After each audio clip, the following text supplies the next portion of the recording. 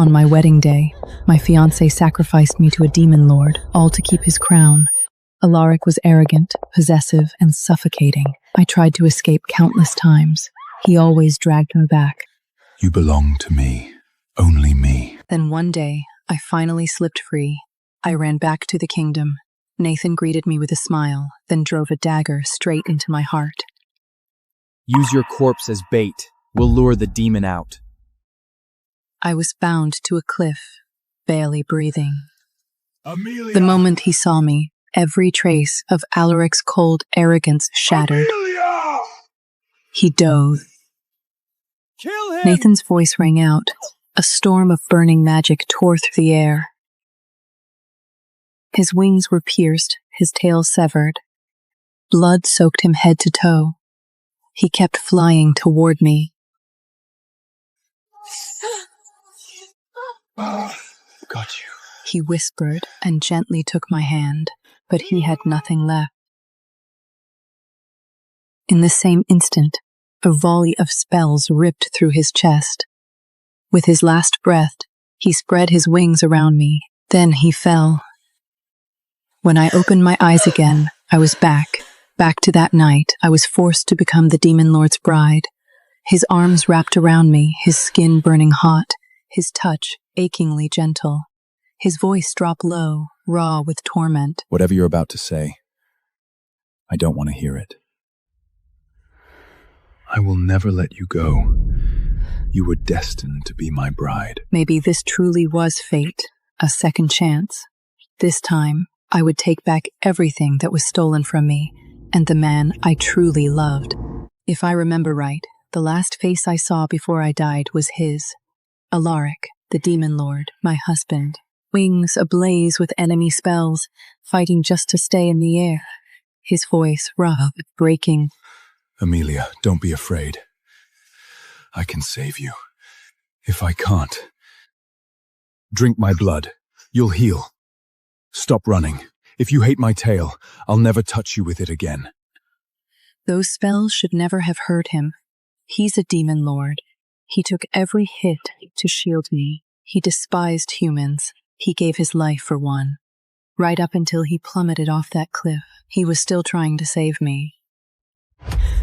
I jolted awake, shot upright, gasping. My back was drenched in cold sweat. Outside, bright sun, birdsong, the world absurdly peaceful. I sat frozen on the bed, unable to separate dream from reality. Then, a knock at the door.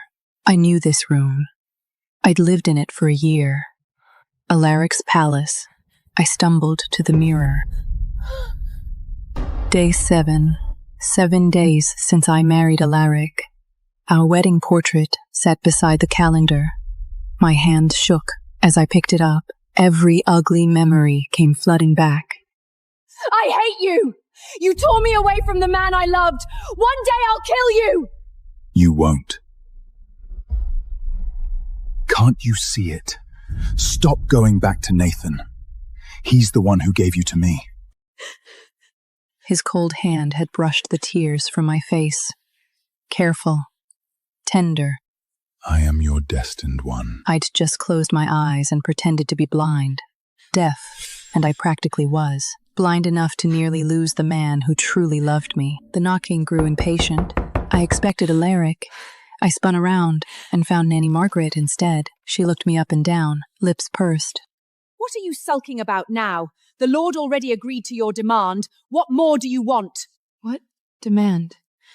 You begged and cried to attend your ex-fiancé's coronation. The Lord said no, so you threw a fit. Now you're playing dumb? Disgusting. I lowered my eyes. So, this is the day I came back to. Last time, I'd spent this entire day screaming at Alaric for blocking my invitation to Nathan's coronation, not knowing it was Alaric who was trying to spare me from watching Nathan announce my own handmaid Rosalie as his new partner. I'd called Alaric every name I could think of, told him to go die. And when I'd tried to poison myself that night, he hadn't hesitated. He'd used his own heart's blood to make the cure. Margaret was still muttering as she tidied the room. A man like the Lord, and he ends up with her. What rotten luck. I picked up the flowers and the gown from the sofa and dropped them straight into the trash. Margaret went rigid. What are you doing now? Where's Alaric? Margaret turned away. I don't know. No one in this palace would ever tell me where he was, because every time I went looking for him, something went wrong. Fine. I'd find him myself. I moved through the halls from memory, room by room, until I pushed open the door to his study. The smell of blood hit me like a wall. Alaric sat on the floor, shirt off, surrounded by a pool of dark red. His black tail cast faint, flickering light, head bowed, face drained of color, dangerous, breathtaking. I'd known drawing his blood caused pain. I hadn't imagined it looked like this. He heard the door and didn't turn around. Get out. I didn't move. His aura exploded, savage, suffocating. He raised his head slowly, eyes burning red. Do you have a death wish? He saw it with me. The thread died in his throat. He turned away fast, scrambling to hide his tail, hands clumsy with something that looked almost like embarrassment. Seeing him alive, it should have made me happy. Instead, my voice cracked. Alaric, does it hurt?